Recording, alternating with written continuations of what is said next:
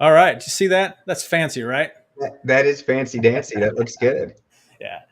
Hey, guys. Welcome to the channel. My name is Jeff Kaufman. I'm joined by my colleague, Mr. Ken Rossix, over here at Sub2 Empire. And Ken, how you doing this morning? It's going all right. If I could maybe get a little extra light in my video camera here, but hopefully we will.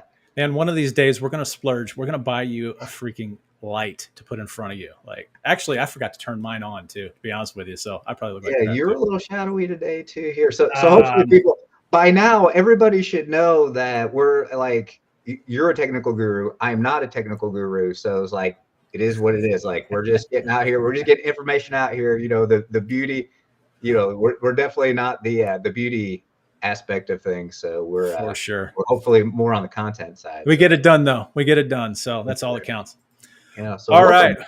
So first of all, I would like to this morning. I would like to start off. I made a promise. I promised on both of our behalfs last week, Ken, that I would answer a couple questions. I think it's something I want to continue to do. Answer questions from previous podcasts.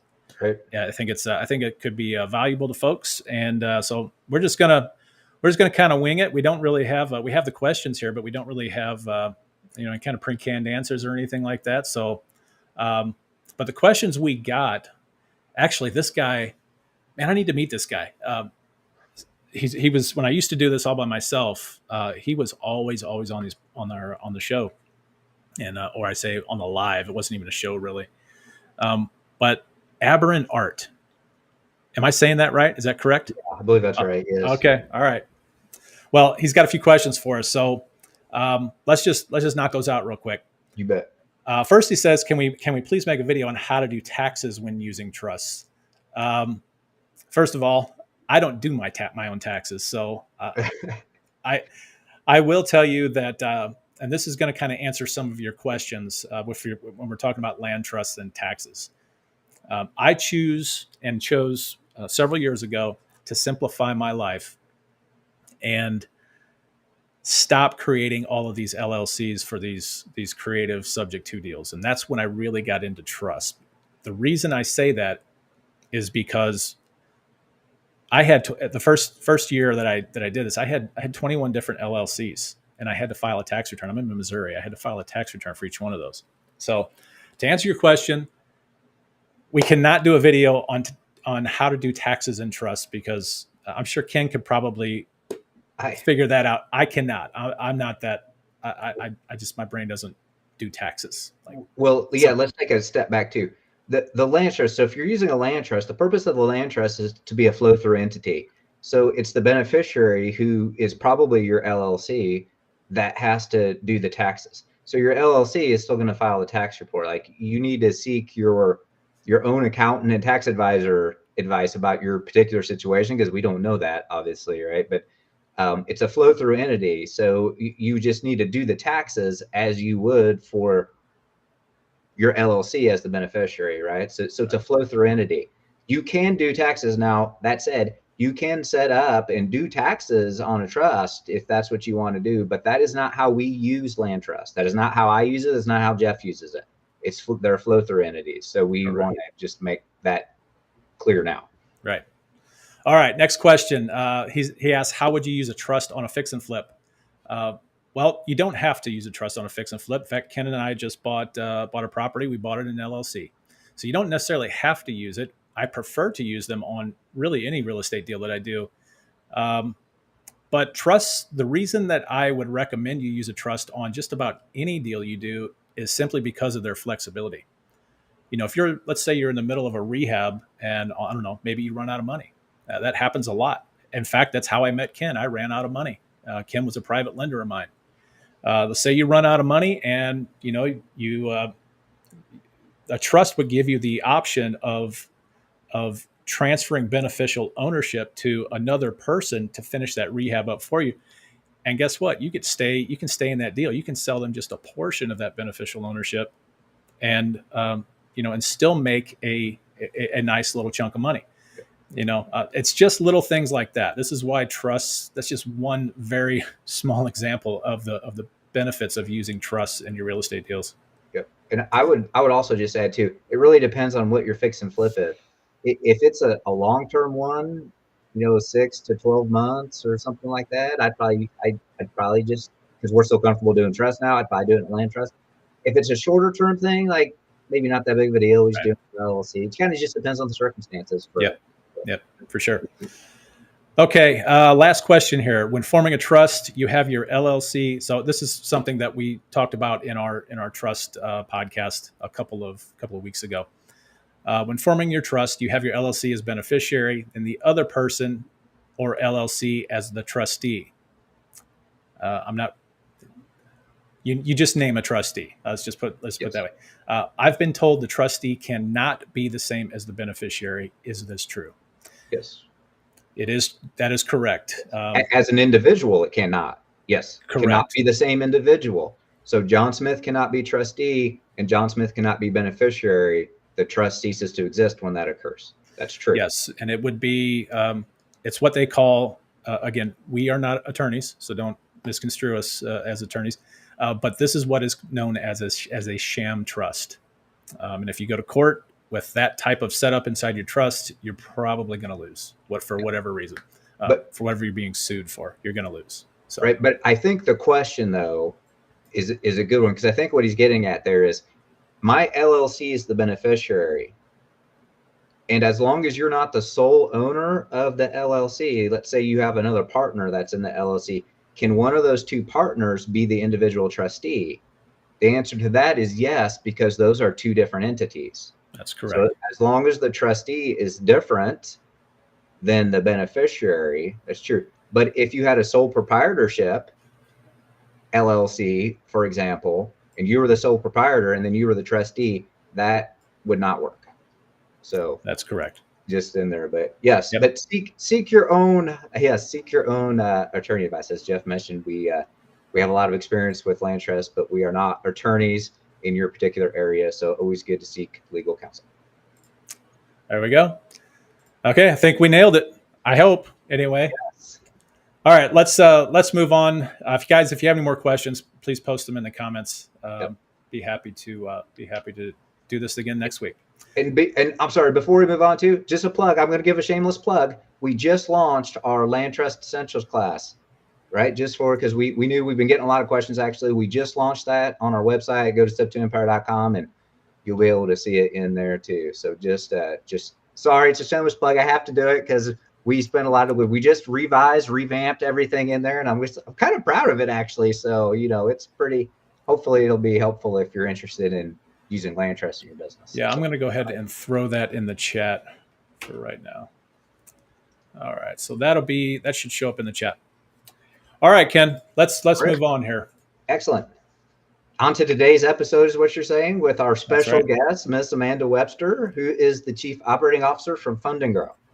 Right, she is with us here today, and there she is right there. And we would just like to extend a special welcome and thank you for her joining us today. And if you don't know anything about Fund and Grow, right, you're going to learn about that today. We get questions about that sometimes. Jeff and I are actually Fund and Grow clients. And so we can speak directly to how they operate and what they do as we go through the episode today. So hopefully it'll be useful and everything for you. So hi, Amanda. Thanks for joining us. Hi, guys. Thanks for having me.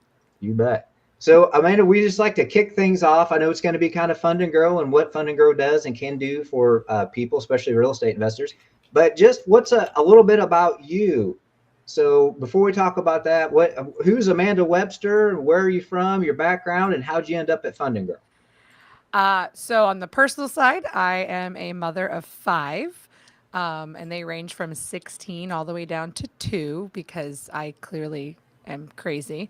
And I am married to a military man who's been in the military for in about a month. It'll be 23 years. So it's been quite a ride. And I grew up in Florida, born and raised in a very small town that's not so small anymore. And that's where I'm coming from you today. Coincidentally, that's where Fund and Grow actually is located. And professionally, I actually was an overachiever in high school because I'm always extra and all in on everything I do.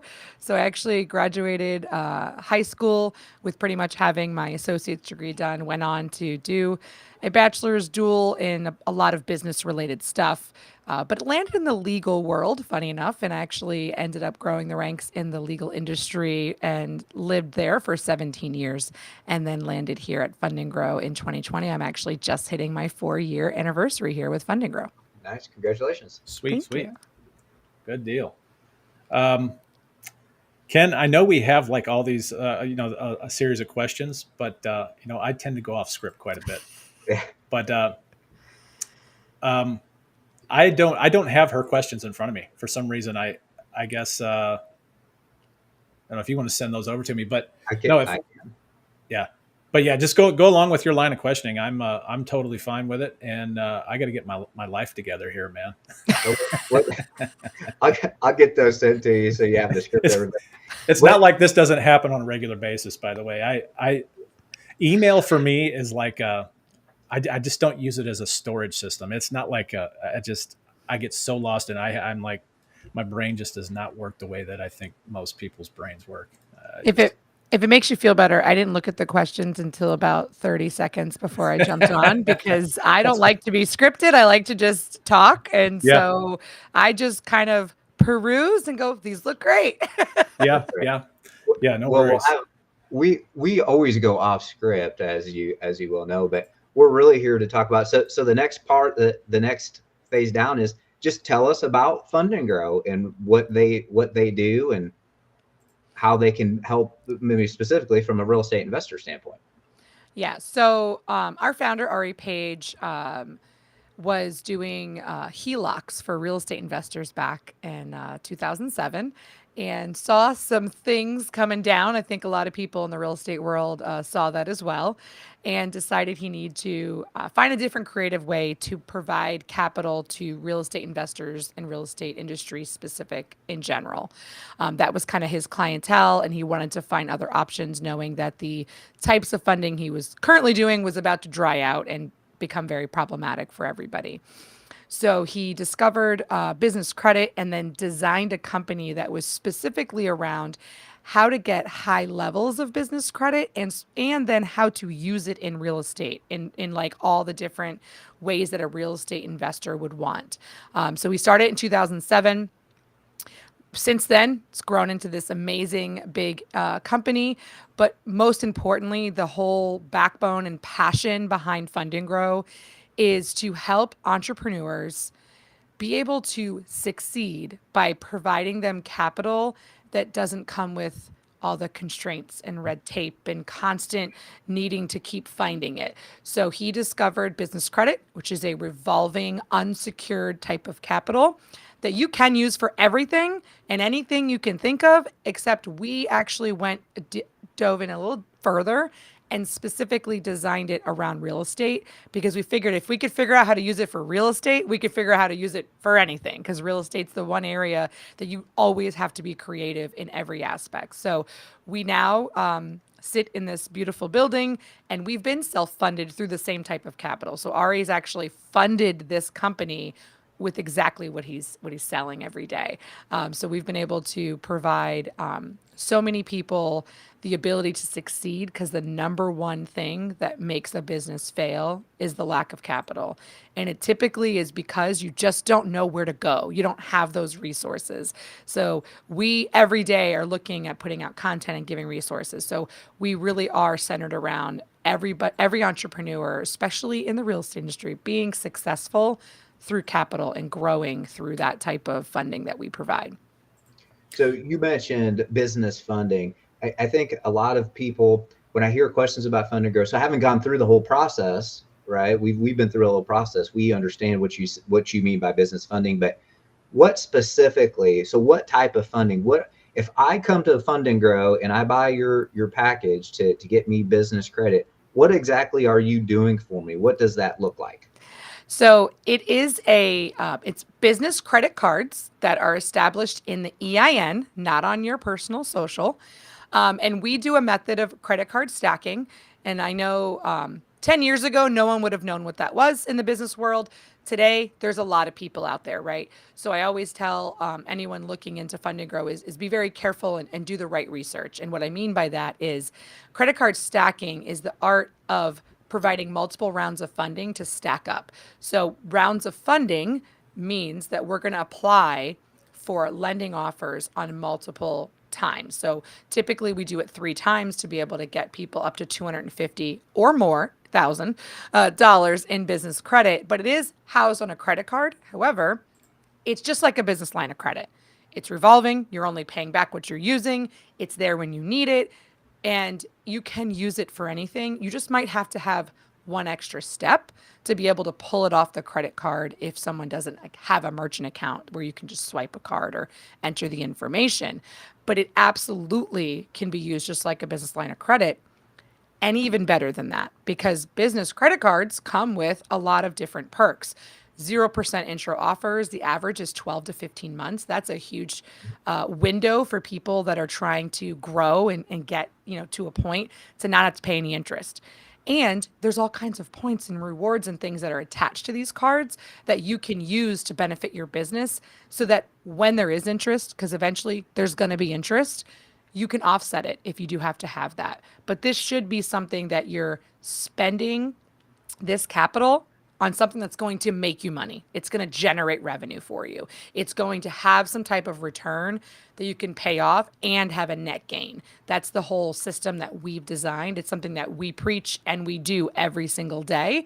And we do a combination of done for you and done with you because we want to make sure we're also educating our clients to understand little pieces and things so that after they're finished with us, you actually can have the tools to go forward. Awesome. Yeah, I know. When I first got started in this, I started hearing a lot about business credit, and I was like, well, first of all, I don't know that. I wouldn't know the first thing about it. How do you apply for it? How do you, what is it? Someone says something about a DUNS. Like I was like, what is going on here? So, but I did do a lot of research on it. I started to anyway, before I got too scared.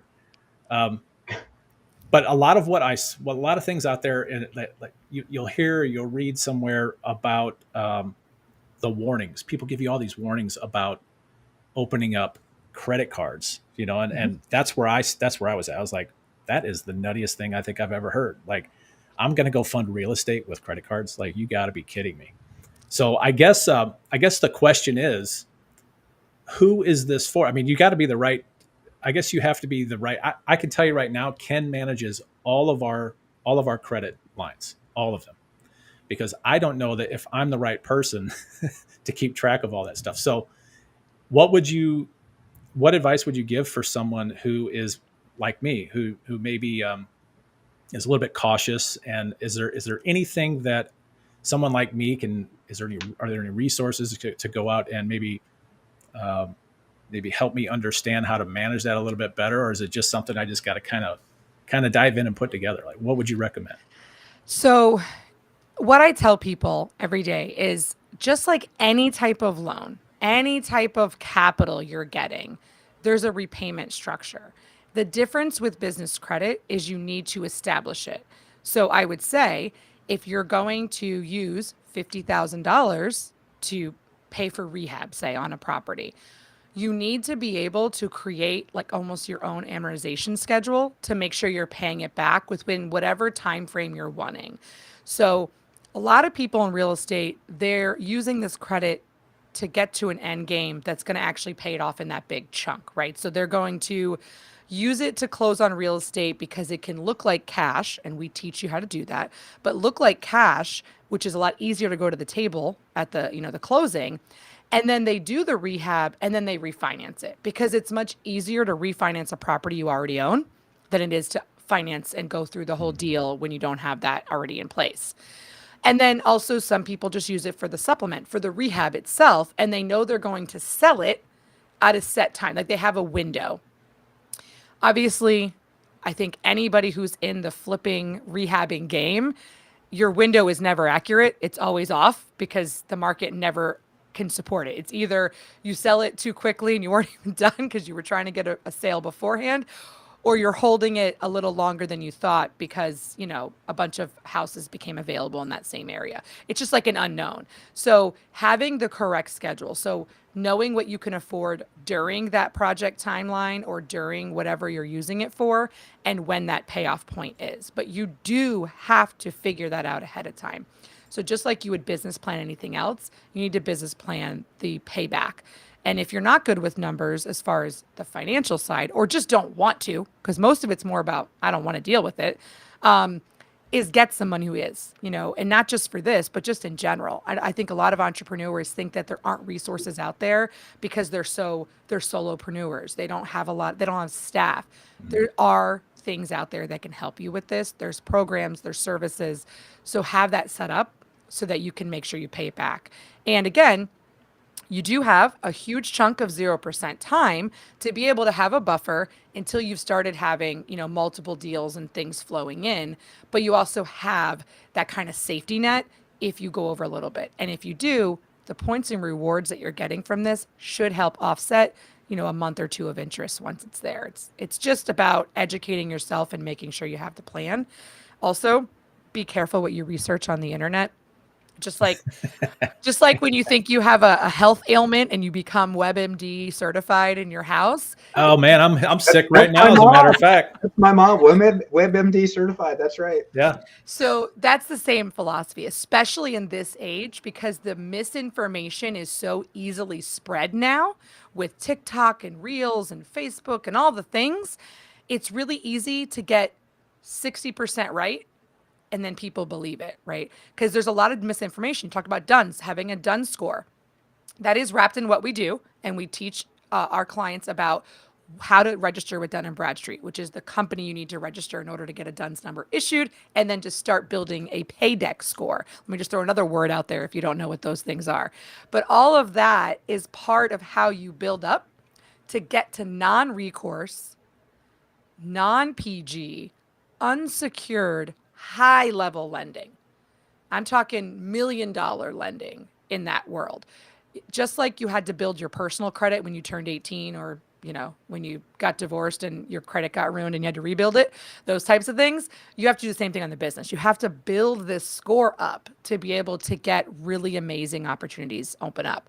But we are specialists in getting you from that 0 to 5-year point, because that's usually what it takes to get into that type of capital. I think what you said is so important. So 0%. So you mentioned, so on your business lines of credit, the credit cards on your business lines of credit, you're going to get 0%. Like we did, they were great. It's great, right? But 0% doesn't mean zero payment. You still have to make minimum monthly payments. So what you said is exactly right. If you're putting money on there, you have to have some kind of plan to make those minimum monthly payments. And your points and rewards, as you mentioned, can certainly help, right? Offset that. Yeah. Yeah. But it doesn't replace you having to actually make that payment. So that was perfect. Leading right up into the DUNS score and removing, going up the next level, right? The next level up on the rung. That's perfect. And so I just want to stick with the theme, if I could, of you were very kind when you said misinformation on the internet. Flat out fabrication bullshit. That's what's out there. Let's just be honest about it. So I'm just curious to see. So just like, especially a company like yours, right? If you Google Fund and Grow, you'll find all kinds of information about that, including negative ratings and people, all that stuff. So what would you say if somebody runs across those negative ratings about Fund and Grow? What would you say about that? And then from your experience, why would somebody be making a negative comment? And we're going to assume they're not just a competitor that's putting that nonsense out there because they're a competitor, right? An actual person. Why would they make a negative comment based on your experience? So first of all, I would be the first one to tell you, and the reason that you can find negative things is because I absolutely refuse to fight and pay to get those removed, because I want to be authentic. The second thing is, when you've been in business long enough which usually only takes about 2 years, you'll realize very quickly that you can't please everybody. You cannot satisfy everybody. However, you can try, and that's what we do. So we try. So if you find a negative review or a negative post about something, I would encourage you to look at how did we respond to it. Did we, 99% of the time you're going to see that somebody from our company has responded to that post or that review. And we always make every attempt to get everyone whole, to make everybody happy. We have a 60-day money back guarantee to make sure that we're able to help people. Unfortunately, a good amount of those reviews are actually not competitors that actually, I don't think I've really seen a lot of that in my industry here, but it's people who didn't follow the plan the way that we established it and kept going out and getting more lines of credit on their own or kept charging up things in the way that we told them not to. And then we couldn't get them back into, say, their second round of funding. So the success of credit card stacking is you got to follow the plan, you got to follow the process. If you don't, I can't get you the high levels that you signed up for. I need, it's a done with you. You have to work with me to be able to be successful because I can't legally do certain things for you. You know, I can't legally go out and charge your card and then pay it off for you. Like I can't take control of your finances. I have to trust that you're doing it. So I think there's that. I think the misinformation is part of it because they will go out and learn something and think that, oh, that's probably true. And they'll go do it. And it actually is, you know, it hurts them. So I do think there's some of that. There's definitely some people who have been angry because I've refunded people and they're mad at me because I won't be able to help them. So there's a lot of that stuff going on. But at the same time, go look at the other side. Go look at the ratio of positive customer experiences versus negative. And I know it's tenfold is probably not even the right number because it's much more than that. We're on every platform for review purposes. We work really hard to be customer success centric, and any review that's 3 stars or below ends up on my desk. I'm going to review it. I'm going to see what could have went wrong. And listen, we're not perfect. I have 65 employees sitting in this building. There are times when someone makes a mistake. We're human. So it's about what do you do after? How do you react to it? How do you respond? And how do you help that client? So a lot of times you'll see those types of exchanges happening as well. Like I can definitely attest to that. Like I mean, we've had a couple of conversations, and maybe it's Ken. You could probably talk a little bit more about that, but and I actually interrupted you. Sorry about that. Oh no worries. But yeah, no, as customers, I think we're extremely satisfied with. In fact, I think we're getting ready to do is it another round, Ken, or how are we? Might. Well, she said we're kind of at that advanced stacking level now that she mentioned. So we might be ready to take those next steps pretty soon. But I will just to unsolicited plug your customer service, the people. I'll just say our account people. Like, so when you sign up, you get a person dedicated to you. There's actually these onboarding people that are really good too, but that dedicated to you, like no complaints, all over everything, answered every question, timely manner. Like, and I don't say that just to say that. Like, I'm hard to please. Jeff can attest to that. I expect there to be customer service, even though it's dead, right? Ever since 2020 is pretty much dead, but it's not dead at Fund and Grow. And so that has been our actual real life experience. So I just want to put that plug there, that unsolicited plug. So we appreciate that, the level of customer service that you do try to take care of your clients. So I even upped it, and I actually took onboarding and removed it. And now the success advocate actually is assigned and now trained and does everything as soon as you sign up. So you actually only get one person now. Oh, a new dedicated from the beginning. Nice. Dedicated from day one. If you talk to a sales rep, as soon as you're done with them, you are assigned somebody, and that is your person, except for your actual funding strategist. That person has a very specific skill set. So we tried to streamline that because that was one of the complaints I had, was that they didn't know 100% who to talk to at what points in the process. So I just fixed it. I said, okay, now you just have one person and they're trained on how to do all the things. That's awesome. I could see that. Now, also too, I think something that you mentioned is very important, especially having us on the other side, having come through as clients. It's very important. Like, you need to understand the expectations. First of all, can Fund and Grow help you? Right? You can't help everyone, right? I mean, everyone is not in a circumstance that can be that where you can obtain the business credit for them. Let's just be honest about that, right? Like you know, Right. you can't go in with a 490 credit score and expect that you're going to get $250,000. But people expect that. Going back to the negative comments, I'm sure, but you can't help everybody. So how do you just talk a little bit about how do you screen those people? What do you do if you can't help somebody based on the qualifications? Where do you send them? What do you recommend? So I like to say, and I know it's not always true, but I like to say I can formulate a funding plan for anybody, right? But the length and the steps are different for everybody. So somebody who comes in with a 490, you're 100% right. I will not sign them up because I cannot help them in a reasonable amount of time. Because unfortunately, I'm very, very probably what I'd call expert level on personal credit and understanding it and how it all works. And you're not getting from a 490 to a 700 without a lot of work and a lot of time and a lot of patience.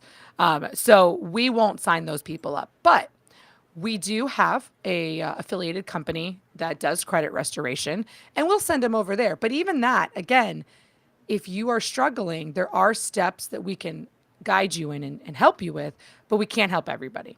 So we do try to build a plan for everybody. But how we filter and how we do that is two different paths, I guess I should say. If you call in or my team calls you and you have a sales call prior to signing up, we're going to do a pre-qual and go through everything before you ever pay us $1.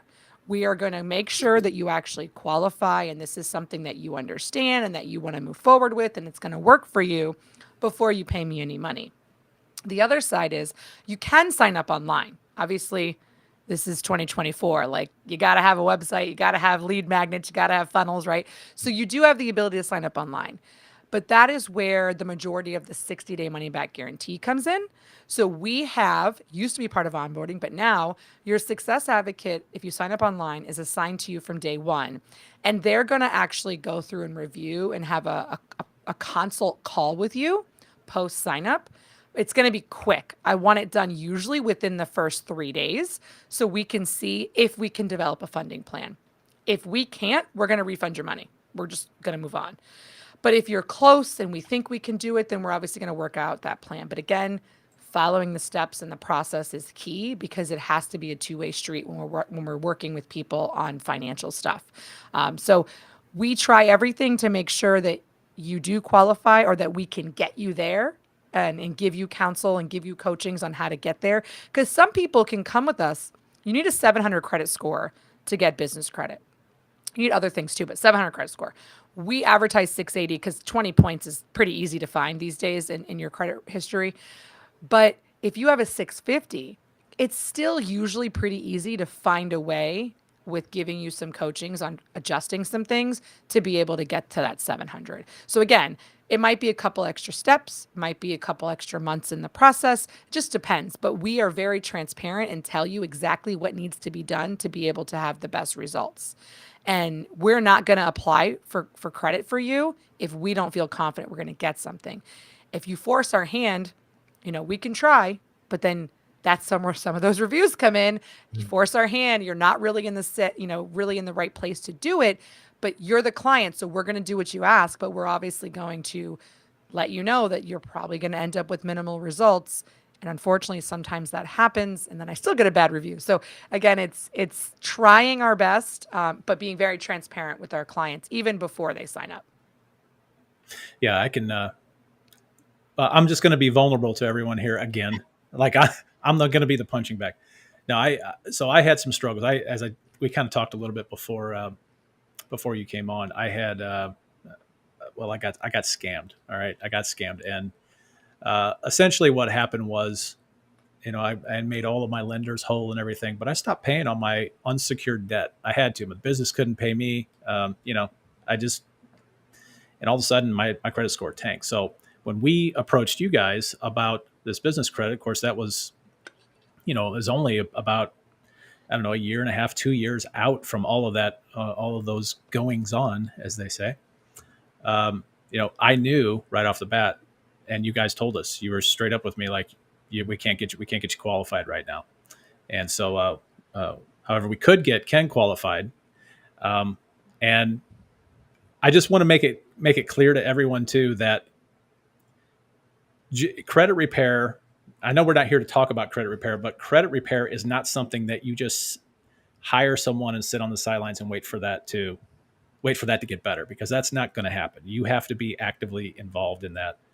So if someone out there is in a position where you're like Amanda's saying 650 or below that, just know that just going out to get credit repair, I mean, it's just not like I said, you're not going to sit on the sidelines and wait for that to just get better by itself. Or you have to actively be in that. You have to monitor it constantly. It's a constant battle. I can say I'm definitely qualified at this point, but it was a struggle to get there. It really was. It's taken me a lot of years. So it took some time. Yeah. Just like yeah. Amanda said, it took some time. It does not happen in a week or a month.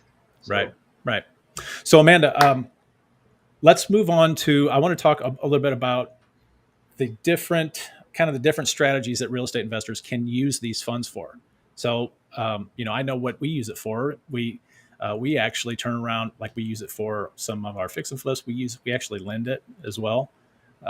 So are there any little, maybe like little secrets, little niches that you guys have seen from your customers and that might be helpful to other folks? So the beautiful thing is it can literally be used for anything with two exceptions. There's two industries that we can't really touch, and it's crypto, right? Crypto is a whole different thing. We don't do any of that stuff.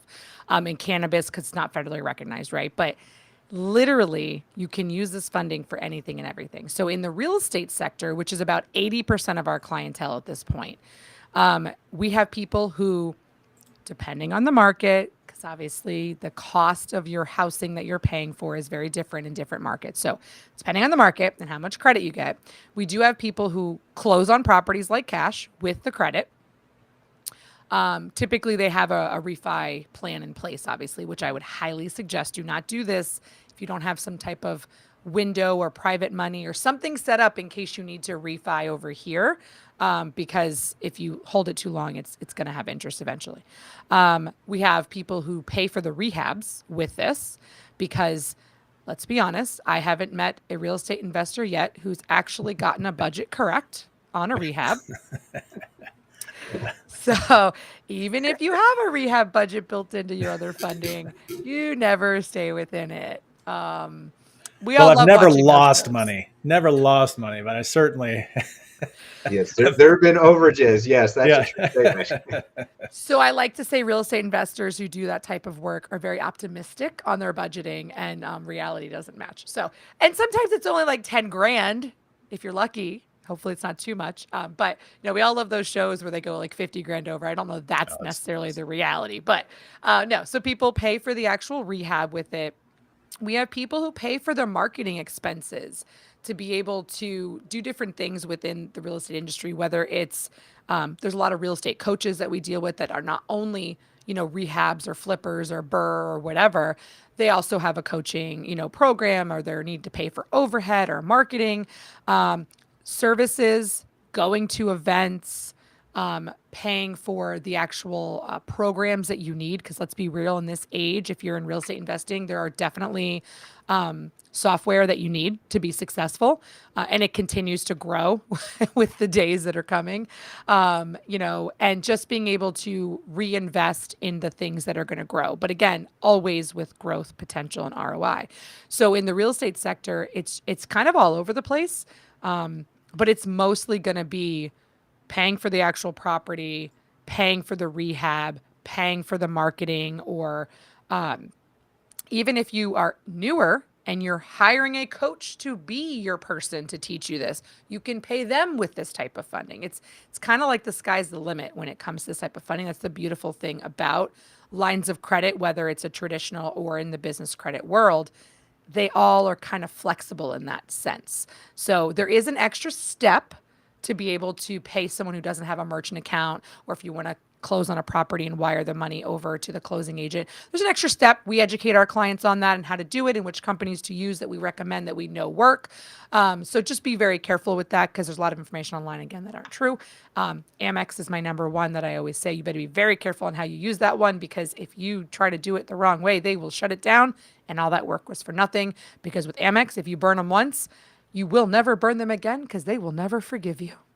Yep. Yeah. Yes, they hold grudges. They But do. but in the state, they are very talking about Amex. They're very small business friendly, just Yes. as a general statement. But yeah, if you screw them, you are you're done forever. That is true. Yeah. So you mentioned one of the questions I get, and from in our community, I see questions from other investors and things like that. Is and you even mentioned this: can you close on a property using the funds? In other words, can you access? Say you got $50,000 from a Chase card or an Amex. We can't actually use Amex for that, but from a Chase card or a Visa or a Mastercard or whatever that is, and I need to send $25,000 to close. Can I actually do that? And you mentioned there's an extra step. You're talking about using a third party vendor Yes. in Yeah. order to process the transaction. But Yes. I hear a lot that those third party vendors have now started to outlaw that. I know for a fact that it does work, but I have not done that in a couple of years, if I'm being honest. So I don't know if something's changed.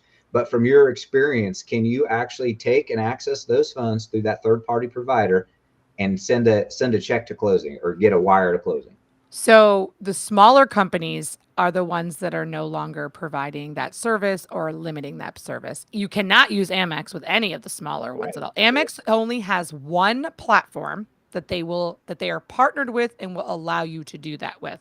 And I don't just mean sending cash, B2B transactions. And that's the key, guys. It has to be B2B and you have to have some type of documentation to show why you're sending the money and who you're sending the money to. So for closing, yes, you can. You need to show a document of why you're sending and who you're sending it to. It's very easy for closing because there's all kinds of documentation that goes into that. But even if you're using it for rehab and your roofer is a local contractor who doesn't have a merchant account, you can get your invoice from that person and they can send an ACH or a check over to that vendor to be able to pay them. The same way they can wire transfer it over to the closing agent. Excuse me. There is a transaction fee, so you do have to always remember. Depending on the company, it's anywhere from 2.5 to 2.9%. So it's like having a couple points onto that type of capital. But you do have to use very specific vendors. So the one you're probably thinking of is Plastique, would be my guess. And they have had a lot of transition and changes. Now, you can still use Plastique for certain transactions, but it's limited. Like Milio stopped doing it forever ago for this type of purpose.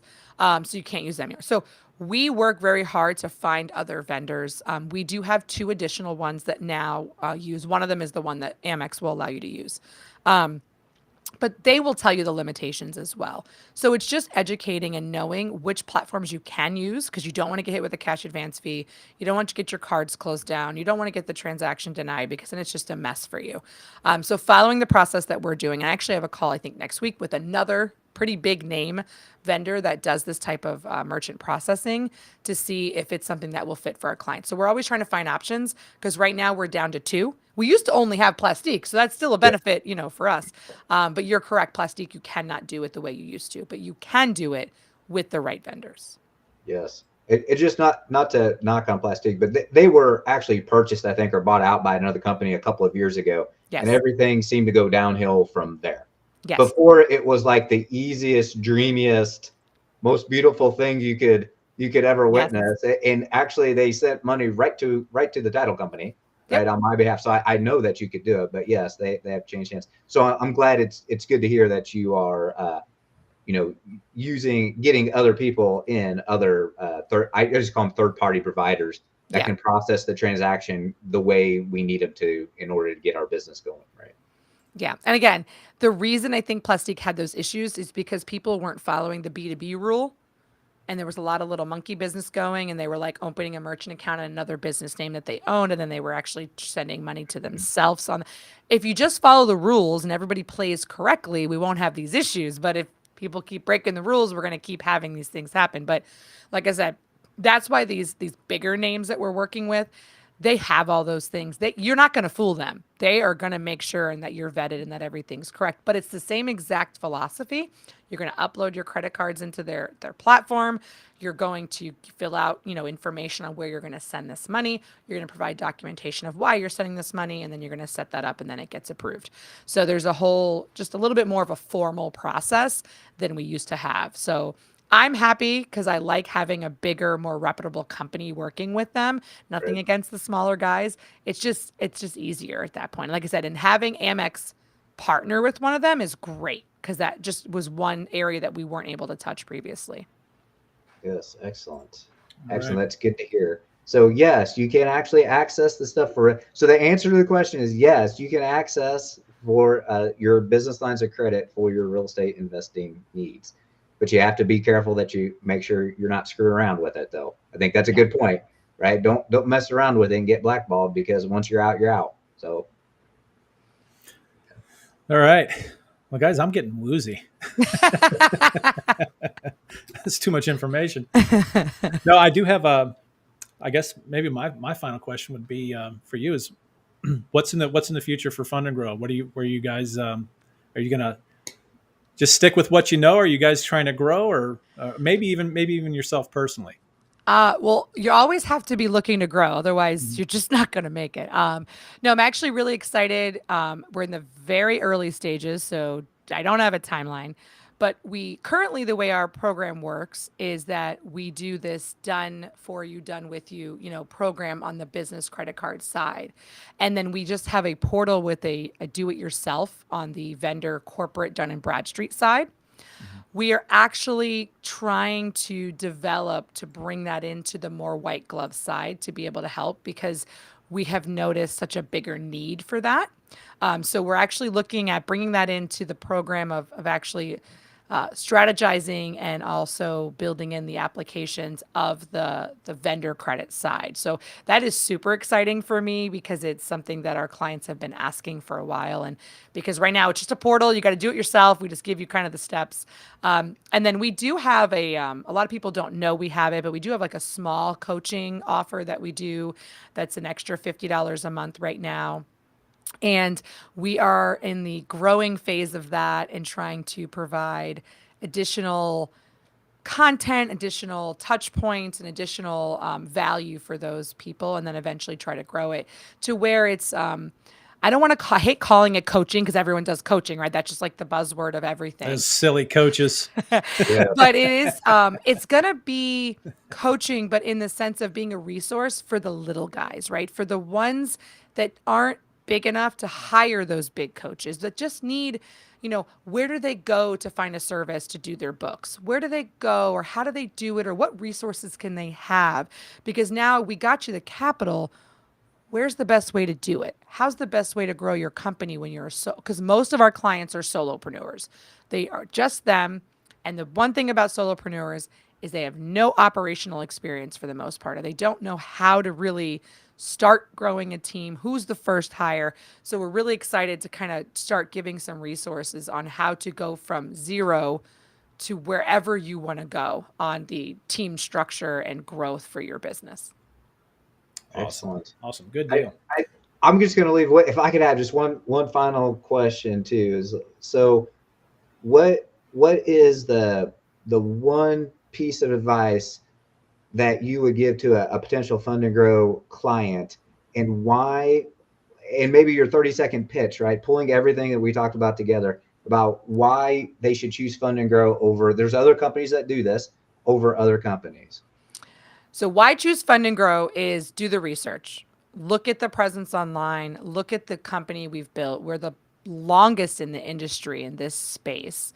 But also knowing what you're paying for. We are the only model that charges the flat fee the way that we do. Almost everybody else I know either is just coaching you and you have to do it yourself, which is not what we do, and they charge a fee, or they're actually charging you points or percentages on the funding they obtain. So it becomes very expensive, and that is at least double, if not triple, what we charge for the same service, although ours is, I feel, much better quality. And I think the proof is out there. Everything's out there. We're very public about it.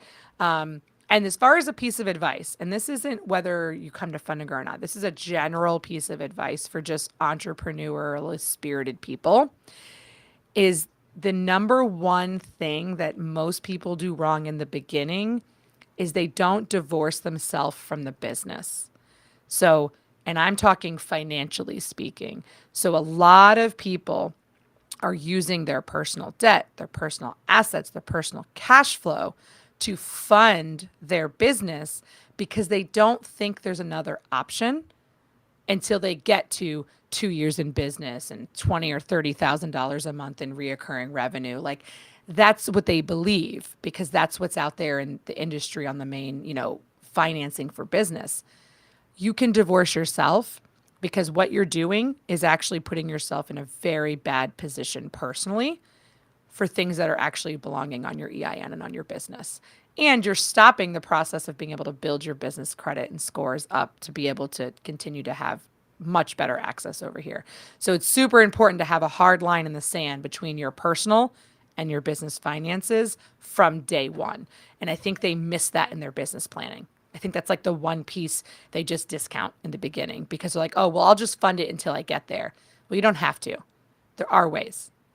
Where were you when I got started? Because you literally just described everything that I did when I got into this business. Literally, you're 80%. There's Yeah. only 20% of business owners that utilize business credit as a source of capital. Yeah, who knew? Who knew? Well, hey guys, Amanda, I'm going to throw up real quick. I'm going to throw up the QR code. I hate throwing it up there because does it cover her on yours too? It does a little bit. Yes, you can still see. Yeah, it's okay. I got to find another way to do it. Let me go up higher. I'll go up higher. There you go. There you go. Well, actually, let's see this. Let's see if we can. Oh, there you go. Yeah, that's a little better. Yeah, that's a little better. So guys, if you're interested in anything we're talking about here, go check out Fund and Grow. I mean, they've helped us out tremendously. I mean, like we in fact, I think if I'm really being honest, the largest portion of the earnings that our company has seen came through these services, through these business lines of credit where, we're able to lend money. We're able to buy properties. In fact, we just bought one, 2 weeks ago, something. No. This was actually last month. Sorry. My timelines are way off. But yeah, it's been an absolute pleasure. So if you've got your phone on you, go ahead and take a picture of that QR code. And I also threw up in the chat, and full disclosure, we are an affiliate of Fund and Grow, and I forgot exactly what the benefit is of going through us. I'm sorry, I can tell you. Yeah, awesome, perfect. So don't go to the main website. Go to the QR code, or I even have a set link that's fundandgrow.com/sub2. You get a $500 discount for coming through that link. That will also give you a free pre-qual consultation with the team before you pay me $1. You can get all that knowledge before you ever sign up. We also have a BOGO offer. So the reason that you two have it is because you came through one of those special promos, right? So we have where you can buy a membership and get a second person for absolutely free. And they're going to get their own funding. So you can double it. So instead of being up to $250,000, it can be up to $500,000. It's not a co-signing. It's its own thing. It's standalone. And we have the DIY corporate credit that's in there. You have access to that through your whole membership. So even if you have a couple extra steps, you can start doing that right away and start building that right away while you're working on a couple things. Like some people have to, pay down a card or something on their personal side to be able to qualify. So there's a lot of different benefits going in there. Please make sure you either use the link or the QR code to get there because there are benefits from coming through the affiliate side. All right. And guys, I just threw that link up there in the chat. It should show up, I think, on the YouTube in the YouTube stream. So we'll put the links up in all the different platforms as well too. Thanks very much for making us our own little special page. Like once you see that Sub2 Empire logo there, then you're going to get all the benefits Amanda just mentioned. We appreciate that. Yeah, absolutely. All right, Ken, you got anything else? I don't. Just want to say thank you so much. As we say, we're happy Fund and Grow customers, and so we wanted to have you on as an opportunity to kind of plug that. And it's the real deal. Like it's no bullshit. They're the real deal. Yep. There's nothing else to say about it. So if you're interested in doing that and finding out, go to the page and see if you qualify. Thank you guys so much for having me. I was super excited to be here, and if we can help anybody, that's what we're here for. Perfect. Thank you, Amanda. Thank Thanks, Amanda. you. All right. All right, guys. Well, we're going to go ahead and we're still live here, Ken, by the way. So Yep. I'll throw that code up there one more time if you guys want to take a quick picture of it. You know, why is it not up there? Oh, wait, there it is. Okay, sorry. There we go. So yeah, I mean, all kidding aside, no joking. These folks have really done a good job for us, and honestly, they've funded a ton of our business expenses. I mean, they've been We have fantastic. parlayed it into a lot of different things. That is true. Yep. Yeah, and the cool thing is about it is, we initially started off with on the lending side, using these lines of credit, and that has actually helped us build a little bit of a nest egg where we can actually now lend without having a lot of the fees associated with it on smaller things. So it actually there's a snowball effect here is what I'm trying to say.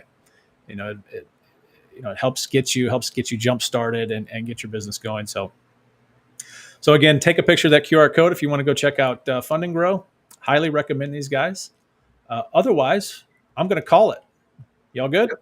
Sounds good. Have a great weekend, and we will see you next week with another care, guys. special guest. That's right.